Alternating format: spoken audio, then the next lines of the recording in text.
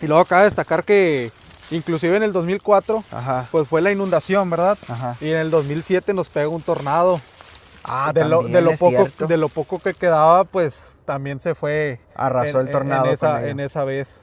Digo, que quedan pocos, mira, está la banca. También le pegó exactamente a la misma zona. Sí, le pegó, bueno, empezó por donde están los campos de la villa, por atrás por donde están los yonques, se metió por así, pero haz de cuenta destruyó la mitad de Villa de Fuentes, sí pegó también aquí en esta zona. O sea que fue en el 2004 la inundación Y en el 2007, y en el 2007 el tornado. Ajá. Pegó lo que fue la iglesia, de hecho destruyó la iglesia, la escuela que está ahí, la Centenario, y pasó por todo este rumbo, pues arrasando lo poco que quedaba, ¿verdad?